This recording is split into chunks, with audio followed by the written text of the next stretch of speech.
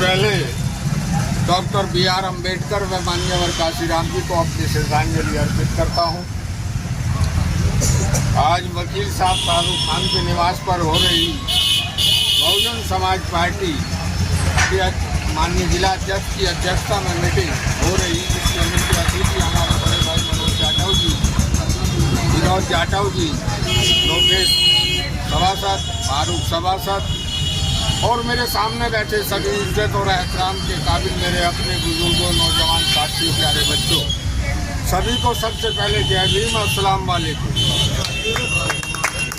अभी विनोद भाई ने बहुत अच्छी बात बताई पार्टी की।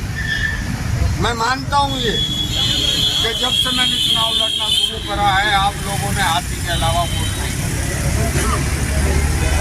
माननीय मुख्य अतिथि को अवगत कराना चाहता हूँ, मनोज जाटव जी को, कि पिछले 30 सालों में चुनाव चाहे MLA का हुआ, चाहे MP का हुआ, चाहे चेयरमैन का हुआ, हमारे यहाँ के मुसलमानों ने हाथी के अलावा वोट नहीं दिया। 30 साल 30 साल से बहुजन समाज पार्टी को वोट दिया है और माननीय बहन जी ने ही आस्था जताई। और आगे भी आने वाले चुनाव में, चाहे उससे भी आने वाला अगला भी चुनाव हो, तब भी ये बहन जी में ही आस्था रखेंगे और बहुजन समाज में ही आपको। तो भाइयों, आज ये जो मीटिंग हुई है, शाहरुख भाई अच्छा लड़का है, वकील है, और मैं इसकी तारीफ भी करता हूँ। जगह जगह कहीं बैठ के मुरादनगर में मौका मिल जाता है। अच्छा बोलने वाला लड़का है और अब वकालत भी ठीक ठाक कर रहा है। अब इसे पार्टी ने कुछ जिम्मेदारी इसके कंधों पे दी है, तो हम सब का फर्ज बनता है कि हम इसकी हौसला अफजाई करें। हमें भी किसी ने पैदल चलना सिखाया होगा, आज इसे भी आप लोगों की, हमारी सबकी पार्टी की बहुत ज़रूरत है। आज पार्टी ने इस नौजवान पर विश्वास जताया है, तो मैं उम्मीद करूँगा कि इसकी हौसला और हिम्मत को आप साथ दोगे, इसकी हिम्मत बढ़ाओगे, तभी तो आने वाली नई नस्ल हमसे बाद में चलेगी। मैं हमारा क्या उनको निकाल, भाई जी के बाद सफ़ेद हो गए, हमारे सफ़ेद हो गए, अब कितना चलेंगे हम? अब तो यूँ काल को गुजरना, इन्हीं को आगे आना और इन्हीं को हमने आज तक 30 साल में, 40 साल में जो भी पार्टी से सीखा है या जो भी हमने बहन जी से सीखा है, वो सभी लोगों को सिखाना, इन लोगों के साथ काम कंधे से कंधा मिलाकर। तो बस मैं एक बात कहना चाहता हूँ कि भैया इसमें कोई दो राय नहीं। अब आप देखिए, भाजपा की सरकार चल रही है, सबसे ज़्यादा जुल्म तो हम पे ही हो रहे, सबसे ज़्यादा जुल्म हम पे हो रहे हैं। हम अपनी आवाज़ भी नहीं उठा सकते। उस जुल्म को, जो जुल्म हम पे हो रहा, हम उसको बयां भी नहीं कर सकते। कोई सुनने वाला ही नहीं है, किसके आगे भाई कोई सुनने वाला ही नहीं है। सब्र करके बैठ जाते। सब्र के अलावा हमारे हाथ में कोई और चीज़ है भाई, तो मैं पूछना चाहता हूँ।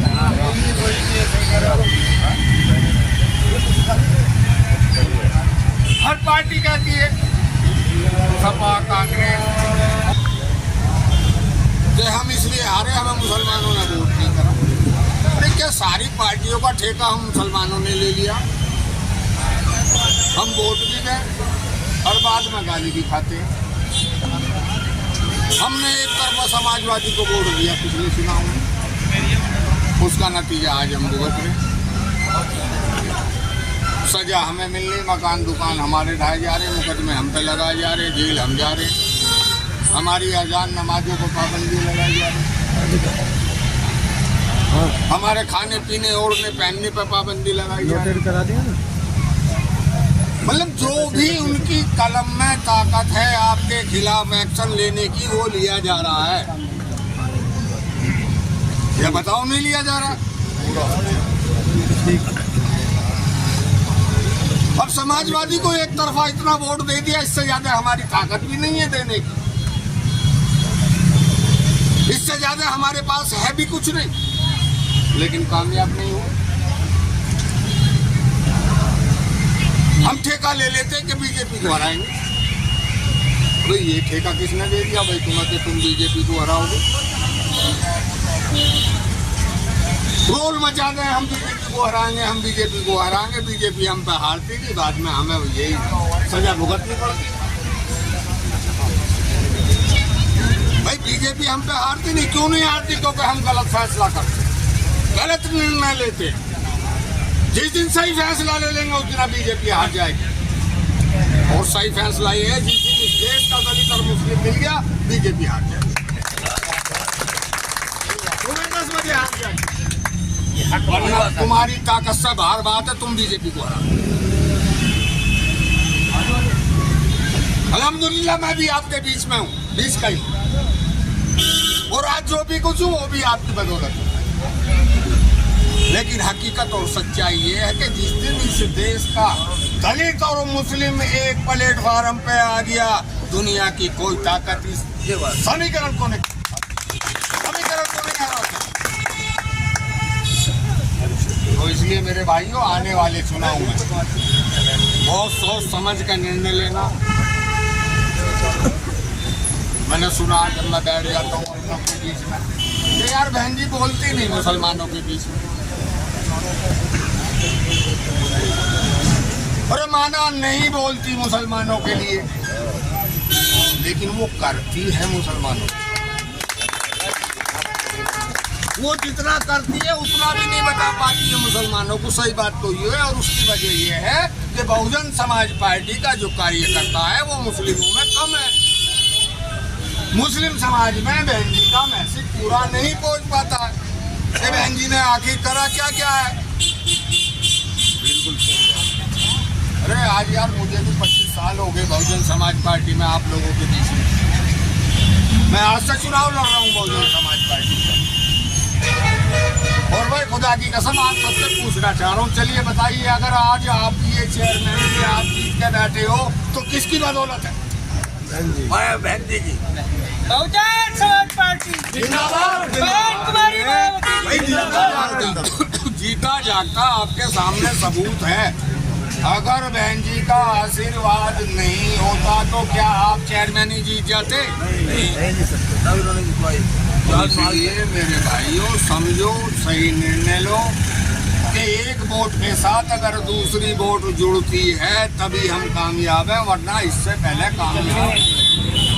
सभी महापुरुषों को नमन करते हुए, संविधान के रचयिता बाबा साहब को नमन करते हुए, वाम सेफ DS को, बहुजन समाज पार्टी के संस्थापक माननीय काशीराम जी को नमन करते हुए, इस प्रदेश की 4 बार रही मुख्यमंत्री, राज्यसभा सांसद, बहुजन समाज पार्टी की राष्ट्रीय अध्यक्षा बहन कुमारी मायावती जी को अपना आदर्श व नेता मानते हुए आज मुरादनगर शहर के रावली रोड पर हो रही है जनसभा, इसमें हमारे साथी के नेतृत्व में जो हो रही जनसभा में आए बतौर मुख्य अतिथि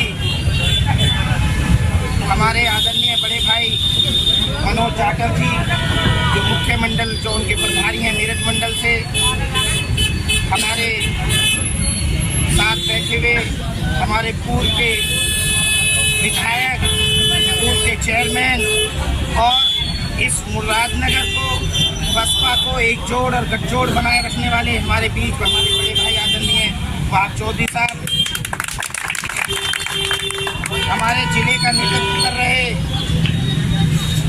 हमारे उत्तराखंड के प्रभारी भी रहे हमारे बड़े भाई आदरणीय वीरेंद्र जाटव जी, विधानसभा को बखूबी देख रहे हमारे भाई ओमवीर जी, हमारे जयपाल प्रधान जी, हमारे सभासद महोदय लोकेश जी, हमारे फारूक भाई सभासद, अन्य मेरे साथी, मेरे बुजुर्ग जो मेरे सामने बैठे, मेरे बुजुर्ग, मेरे नौजवान साथी और हमारे पत्रकार बंधु, सभी को जय भीम, नमन बुद्धाय।